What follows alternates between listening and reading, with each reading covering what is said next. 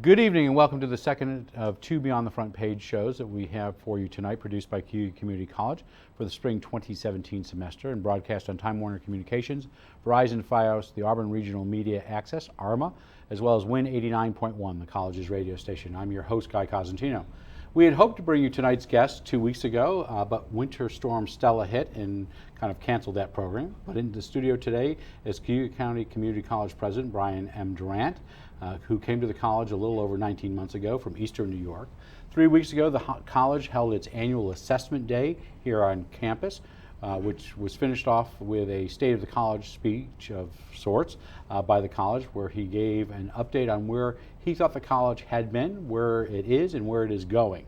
And so we've asked the president to come on to give us an update on where the college is, but also talk about one of the items that is in the news, especially in the next couple of days, as the state winds down its budget process and the state legislature considers and continues to consider the Excelsior program, which is a scholarship program that the governor has presented that would provide free college tuition to the state's 2- and 4-year colleges, maybe. As a matter of disclosure, I would like to let you know that while I don't work for the college directly, Dr. DURANT is a member of the board of the not-for-profit I do work for. Welcome back. Great. Thank you for having me, Guy. So terrific to have you here. So the big, broad question is, as we're heading into spring break in 2 weeks, what's the state of the college? Well, I'd like to say the state of the college is very strong. You know, we're at the point of a semester, point of the academic year where we know our students and are looking ahead for the end of the spring semester, the end of the year. But we always want to encourage our students to be focused in the moment and certainly to finish strong. This also is a great time for us to be kind of reflecting on, the past 10 months as we not only assess where we're at, but certainly we're in the early stages of developing our budget for next year and starting to look ahead and really aligning sort of our strategic initiatives with some of our investments that we're able to make to really make sure that we're well positioned to serve our students well and our community well. So we're not going to get any square roots, but some basic numbers here. So how many students, full-time equivalents, do you have registered roughly right now on both campuses? Because you've got an Auburn campus and a Fulton campus. Right. So when we created our budget for this year, and when we were trying to determine what we thought we would anticipate in enrollment, we built a budget on the full-time equivalent of 2510, and so 2,500 students. 2,500 full-time equivalent, and which is over 4,000 total students in head count. At this point, given our registrations and given our growth in a couple of areas, we actually anticipate to exceed that number. So you're ahead of your numbers. We're ahead of pace. We're anticipating to have a bump from what we anticipated the enrollment to be, which is a great indicator for us of that we're seeing growth in certain markets, particularly in our concurrent enrollment programs or our partnership with our K-12 school districts. We're seeing an increased growth there in enrollment, which ultimately is serving the entire institution well. So for people who don't know, you have programs at Union Springs and Auburn where they will funnel into getting a 4-year degree, correct? Right. So we have our baseline program is we have a number of courses that are spread throughout the county and throughout the county of Oswego within our high schools that high school students are able to get dual credit, both high school credit and college credit, while they're high school students. And in recent years, we have seen tremendous growth in the number of students we're serving, as well as the number of overall classes that we're offering for our students. On top of that, this year, in the last couple of years, we have a unique partnership with Auburn and Large City School District in our P-Tech program that leads to students getting exposure to manufacturing and other technologies. And those students begin as early as 9th grade and can progress through high school and actually beyond towards the full associate's degree. And some of them come on campus. Exactly. Some of that experience is on campus, particularly as they get to the junior and senior year level. The Union Springs that you mentioned, there has been really a dramatic increase in the number of offerings there, and the partnership that our coordinator of K-12 kind of partnerships and concurrent enrollment, Sarah Yaw, and their leadership have been working on, has been to identify potential pathways towards significant accumulation of credits towards particular associate's degrees. So there really is a tremendous amount of innovation and support that's going on both on the K-12 side in the college to help serve students well and to give them not only a head start, but to be able to diversify the credits and the courses that they're able to take while they're still in high school. So the college's budgets, in part, college's bread and butter for their budget is enrollment. So how many Auburn is still your largest campus? Well, our credits are kind of distributed across multiple campuses. As you mentioned, we have a branch campus in Fulton that serves well over 700 full-time equivalents. But that's the smallest chunk of what the three are. No, not necessarily. Our online growth has been something that I think Cayuga has invested in for years that has been tremendously popular. So the way that we look at our overall spread of classes is we have Auburn campus, which continues to have the highest number of full-time equivalents. We have our Fulton campus, as I said, has well over 700 full-time equivalents. Our online population is a combination of uniquely online, only online, as well as representing students who are taking classes in face-to-face campuses, whether it be in Fulton and Auburn as well. So when we look at the pattern, not so much of where people reside, but the pattern that students are taking our courses, we feel proud that our students are often not only taking classes face-to-face, but they're also taking courses online, which from my perspective says, students are taking courses online when they're trying to balance multiple priorities and part-time jobs and families and so on, that we're reducing a particular barrier and hopefully encouraging more people to be able to go full-time, which hopefully helps get them closer towards their time of degree. But when it comes to online courses, you're somewhat ahead, Cayuga is somewhat ahead of its other two-year peers. Am I correct? Yeah, from our online course offerings, we have in recent research we looked at from recent years, we saw that of our overall course offerings, the percentage of them that we offer online is higher or more significant than the number of our peers, and that's something that we're very proud of, because it also has been a way for us to attract students to take courses here at Cayuga that are not necessarily degree seeking, but we offer the right courses using the right technology that allows them to get their educational needs met. So how do you figure a number 2510? Where does that come from? Well, 2510. When we're looking at creating our budget, so if we go back a year ago, we were looking at numbers that said, well, where are we today? Where do we anticipate to be at year end? And where are our admissions applications and other indicators that we identify? And we felt pretty comfortable that 2510 approximately was a place that indications said we could be at. Now, why is it coming in greater than where that it is? Well, one, we have found that our retention rates and student persistence rates, those students that are continually enrolled in college, has increased rather significantly. We started to see an uptick in our admissions applications, which is a wonderful indicator. And as I mentioned earlier, the growth in our high school programs has really has increased beyond what we anticipated a year ago. So I think each of those factors in their own way have contributed us to being ahead of schedule.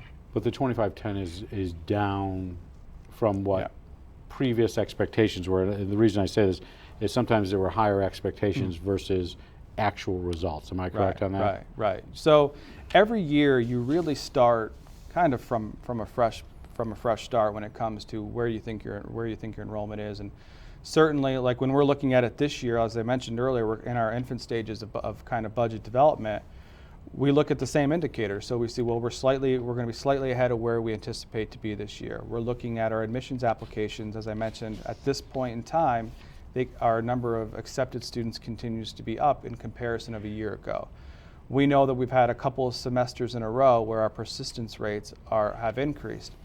Looking at that, we feel comfortable that we can build a budget and expect an FTE greater than 2510 next year, which in turn helps us to be able to build a budget to help serve the students adequately from that way. But your goal is to be more accurate and more achievable. Absolutely. What we do know, and we've had 2 years now of success working with the leadership team here, working with our board. We have been successful in putting in internal controls and using trend data for us to predict where we'll be within the given year. So For example, this is our second year in a row where we've been, by end of month 1 of our fiscal year, which for us is about October 1st, we've been able to predict within 1% or 2% where we'll be for the remainder of the year, given once we hit our fall numbers. So that has helped us a great deal, and being able to know that we need to, pull back some spending if need be, if we have opportunities to invest in as something presents itself.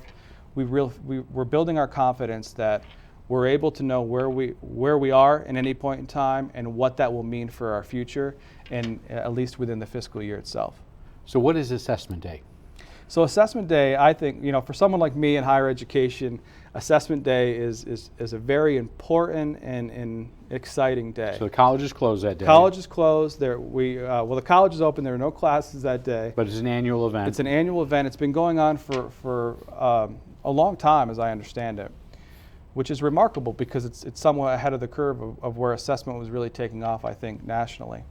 Assessment Day is where the college community that represent all of our campuses, we get together, and we usually have a session. We have a session in the morning and the afternoon where the entire campus is together having a dialogue on a specific topic or issue. But what it also is, and what really the most critical component of the day is we have our functional areas. So whether you are in a financial aid office or facilities, or whether you be in an academic division or discipline, you get together with your colleagues and you go through a list of kind of activities or reviews of what did we set out to do in this past year, where are we, what would we like to continue to improve on. And it's a great way for people to take a break from the day-to-day work, review where they want it to be, understand where we are, and help identify where we can go. So it's an important day for us, and fundamentally, I believe that great organizations need to be ones that are not afraid of being honest with themselves, of really trying to examine, are we doing as well as we could, and identifying what it is that needs improvement. And Cayuga's committed to that, not just from myself, but certainly throughout our organization. And that's something that, as the president, makes me very proud, and it's an important piece, an important part of our work. And then you addressed all staff. So this is everybody from line staff to faculty, board of trustees at the end of the day. Exactly. And give them an overview? Exactly. So at the end of the day, I use the forum as an opportunity to take our captive audience and present sort of an update on where we are for the year. At the beginning of the year, I typically have a number of addresses where I lay out our priorities. I talk about some of our successes, but I use Assessment Day usually as kind of a mid-year check-in to say, this is what we set out to do, and here are some updates related to that work. And I also wanted to use it as an opportunity for us to celebrate a number of successes that our faculty and staff and students are experiencing throughout the organization. We invite our other key stakeholders in for the presentation, from our college board of trustees to our foundation board of directors, and it's one of the only moments all year where we all get together to really kind of celebrate our successes, recognize the commitment that each group makes for the institution, and ultimately to be able to reflect on where we are. So we had hoped to have you back in the fall, but political calendars are kind of, and candidate forums, as you know, get in the way. Right. But one of the pieces was that the college got some good news officially, though you went through a process last spring. So for those who don't know, what is Middle States? So Middle States is a regional accreditor that is representative of the region in which we reside. So in order to, from a college perspective, in order to really receive financial aid, in order to, you have to have this. You really have to have it to be sort of to meet the standard of education, and that your value of what your students are earning and so forth are recognized by your peers. So it's a peer review process. So a group comes in representing different colleges across the region. So last April, at the end of last April, we welcomed a team to come in, and they go through several standards. And when they go through the standards, they review a report that we put together, kind of assessing the entire organization over a 10-year period of time. So this is done every 10 years? This is done every 10 years. It's changing in the future, but for our purposes, it was 10 years. They assess us in each standard, and then they read a self-study report. a team comes in and they set up a series of meetings and interviews and exchanges over about 3 days. And during that time, they seek information, they ask questions, they want to inquire about what they read and about how that benchmarks against the standards. So when at the end of the event, though, they go through and they say, they view whether or not you met a standard or not. And So then how did Cayuga do on the 7 standards? well, Cayuga on each of the standards, we met each standard, and that site team recommended to the full commission that Cayuga meets each standard. They found us in compliance. They gave us several accommodations and ultimately recommended full accreditation without any monitoring or any follow-up reports. And that Which is not what people expect. well, you know, it is a rigorous process. Because you expect something, you're going to find something. Absolutely, it's a rigorous process, and I think what was important for the college and something that, you know, I'll probably never forget was, you know, Cayuga, we took a very honest approach, we took a thoughtful approach, we had tremendous leadership that was involved from the faculty perspective, and Steve Keeler and Christy Waters and Dr. Aaron Herron, our provost, and countless others. They take it as seriously as I do. They were working on this before I even arrived here, and we worked through and just saying, this is who we are, this is what we've done, this is what we intend to do, and align with our mission, vision, and core values. And ultimately, we felt that our work had been affirmed by the recommendation and ultimately the action of the commission. So I asked this because you didn't have any deficiencies that were put on there, but it seemed all the remarkable because 3 years before, the college went through some fiscal issues with exigency, if I say it right, but there were no major negative findings on that front. Am I correct on that? Right. So where is the college financially right now? So from a financial perspective, the college, I would say that the college itself is on as stable of a ground as you possibly can be in relation to the world of higher education today. And to be more specific about that, we were fortunate last year that in our first year, I mentioned about the internal controls and the financial modeling that we've been building here. You know, although early on we knew we may not meet our enrollment goals a year ago, we knew that. So by knowing that, we were able to make the adjustments that were required of us to reach the point where we could get a balanced budget at the end of the year, come in as needed, and then ultimately we were in a position to actually add a little bit to our fund balance. And then in this year, when we looked ahead to 16-17, the year that we're in, you know, we had our board of trustees and we put together some really key kind of guidelines to budget development, which was we were going to keep our tuition costs down or increase tuition as low as we could. And at the same time, our revenues needed to match our expenses, and we weren't going to use our fund balance because we know our fund balance is something that Middle States recommends that we continue to build up. We were able to do that, and that, with now reaching and exceeding our goals for this year, we have a fund balance that is close to the threshold that's recommended. We're not living on our particular fund balance at this point. We're living within our means.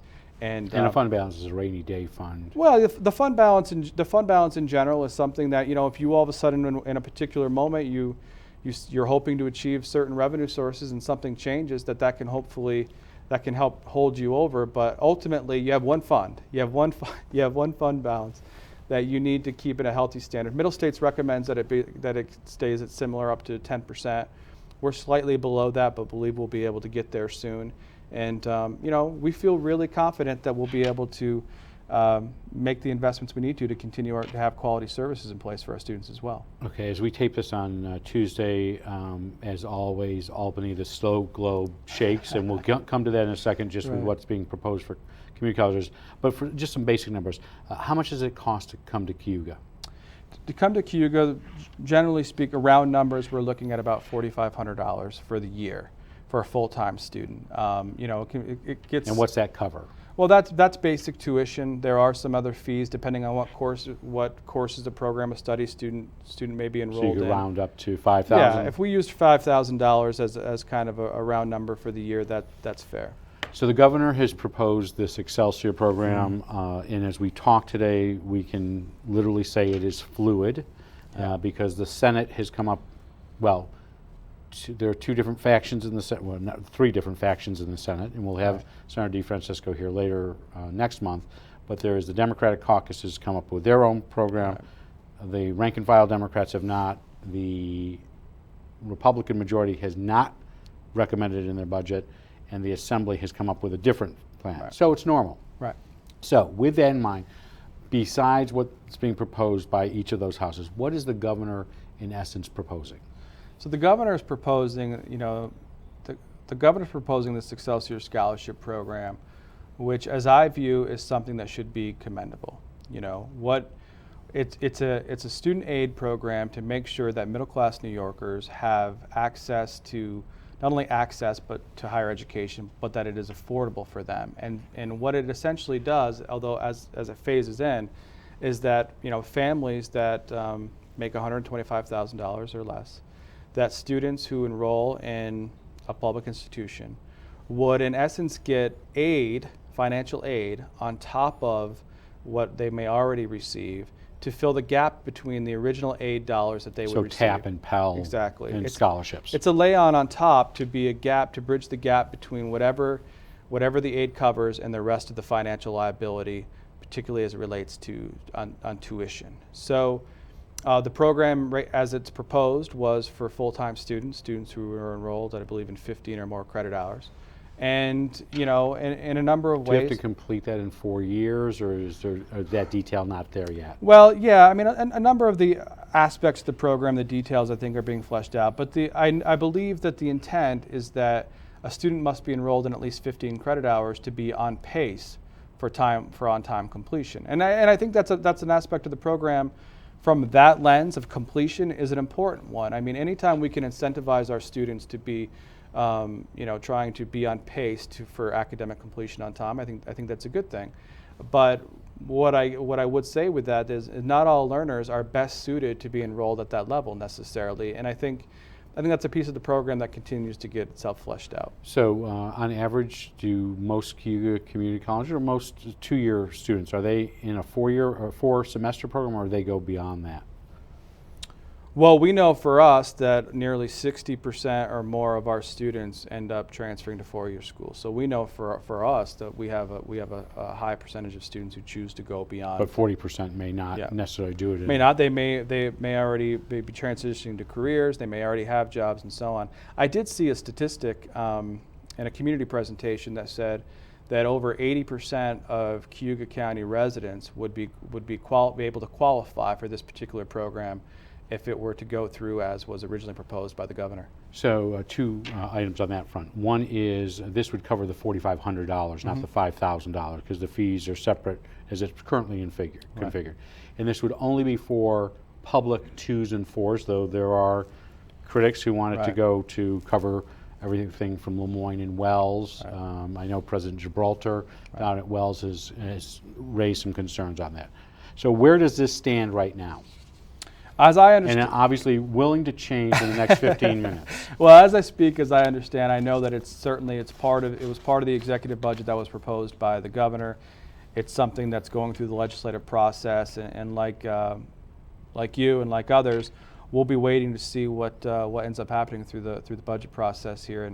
So how will it affect Cayuga in your mind, or don't you know yet? Well, I think it's unknown. I mean, I do think that the idea of incentivizing students to potentially explore public higher education and explore Cayuga by making it even more affordable than I believe that some people may think that it is today, certainly I hope will result in more people inquiring, investigating Cayuga for them, and hopefully having a positive impact on enrollment. But I think it is unknown. So there would be an uptick if this went into place. There would be an uptick, but you have fixed costs that you get aid from state government. Are those numbers proportionally being raised as well in the budget? No, and that's one of my concerns, certainly. So base aid, it does not go up. So base aid, a big piece of our advocacy across the state, and certainly my own, is base aid being, holding community colleges harmless on base aid. And what I mean by that is, the way the community colleges are aided from the state is there's an enrollment factor to that. So Cayuga, much like many of my peer institutions across the community colleges across the state, have been in a decline of enrollment in recent years. Economy, factors, demographic factors, and several other indicators. And with that means that as enrollment goes down, the amount you get reimbursed or aided for has been in decline. So as it stands today, in the governor's budget, in the executive budget originally, still got to heat the building. Yeah, yes, exactly. In the executive budget, there was a $0 increase per FTE for aid. Well, for us at that moment, that could be over a $400,000 loss in base aid from the state. And then the assembly has, I believe, in the initial single house bill was 100 and then 50 from the Senate. So we really need and are looking for the support of our representatives in Albany, and certainly to go and hold us harmless. And by that we mean the aid level that you gave us in 16-17, continue that forward for 17-18, so we can continue to do our part to keep college affordable for our students and to not have to compromise our services. And at this point, that is not the case. At this point, that's not the case. It's what we continue to advocate for. So since you are the college president, we're going to give you an extra couple minutes if the control room is paying attention to that, because we do have two subjects we need to talk about. One is athletics. There has been this continual conversation about athletics on campus. You've been looking at it. Where does it stand right now? Well, we're very proud of our athletic offerings. We know that we are giving students and our student athletes a chance to compete at a very high level, and we're very proud of that. What we want to be able to do is to continue to find a way to be able to get the facilities that really are required, I think, to support the offerings that we have. So athletic fields is not a new topic for the college. It's something that's been explored for years and been through a number of kind of reiterations about what it could be. Where it stands today is we are looking at exploring all avenues when it comes to what could a location be, what cost would there be, what type of partnerships could exist out there. And the way that I look at it is that, you know, we're not going backwards, but we need to start in really a fresh slate and say, we know it's important to us. We think that we know that there's community value. We know that not having the facilities would hold us back on being able to expand the offerings that we want. And ultimately, we're going to be looking at investigating all options to have a clearer picture. So a couple of years ago, there was this discussion about a partnership with Auburn, the Auburn Large School District. They're building their own fields next door. In fact, they'll do construction at Holland Stadium this year. Will Cayuga be utilizing those fields? Yeah, you know, the superintendent and I have had a number of conversations, and he graciously has said, let's sit down and talk about how we could work together and help support us in a way that we can. And I'm very much appreciative of that, and we will do that. But we also know that our needs are even greater than that. And you know, we're being responsible with that thought, but ultimately we really need to be able to, we need to add on to that and solve our own problem as well. So I was going to ask you the reality of scheduling. Everyone says, why, you know, great, everybody should use the fields together. Yeah. You've talked to a number of groups, so Right. This is why I want to draw this out, because you've said this in maybe not very public forums, Right. but there is a scheduling issue. Yeah, so fundamentally, we all, you know, when our student athletes, say, we'll take a soccer team, for example. When our soccer teams are when our students are needing to put together their schedules for their academics, they generally need to try to focus on mornings up to early afternoons, you know, Monday through Friday, or spread their classes around. And that leaves us to be able to practice, you know, late afternoon, early evening. Well, that's a similar reality to the high schools, because they're in school. Everybody needs to practice at the same time. Exactly. So for our students, they can't just take classes. They can't just, you know, practice in the morning, use the facility late at night. They too are balancing work and school and other issues. So there's a defined time of daylight, defined time of availability, and there's just too many programs between the two entities to only have one facility. Final 2 minutes. Last week you announced a new scholarship program. Can you tell us a little bit about that? Well, I'm very, very excited to announce this wonderful opportunity with an Emerson Scholarship Program that's going to now be available for component. This is the Fred L. Emerson Scholarship. Yes, the Fred L. Emerson Scholarship Foundation Program, Scholarship. Foundation Scholarship Program, is a new scholarship program targeted for you know, Cayuga County schools that's going to be looking for students that are immediately graduating from high school. They need to have a baseline of a 75 or higher GPA. Also, some of the characteristics are people that are involved, that they're civically engaged, that they have some community service, and we're very grateful for the Emerson Foundation for the support to be able to create this new scholarship program, to not only to be able to support learners, but to help make sure that affordable education. So Cayuga County students, Oswego, they have a presidential in Cayuga, and that cover presidential, which you just sent out letters for what, about 22 people for the class of 2019. Exactly. Yep. This will cover about how many students for the Emerson? So the Emerson Scholarship will allow it to be able to cover essentially the equivalent of about nine full scholarships annually, which will likely be able to serve more students depending on their financial. And this needs. is after they've taken care of Pell and TAP. Exactly. After Pell and TAP, whatever their financial need is, just similar to how I explained the Excelsior Scholarship Program. But this will cover fees. This will cover fees, which is a significant benefit to our students because, you know, the cost of college outside of tuition continues to be a real concern, and we want to do our part too, but the Fred L. Emerson Scholarship will certainly be a great way to support our students, and we're very proud and thankful for their generosity. I'd like to have you come back in the fall, talk about your budget process, because by that time you'll be done with the county portion of the budget. Exactly. The state will have accepted their budget. And we'll have an approved budget, absolutely. Okay.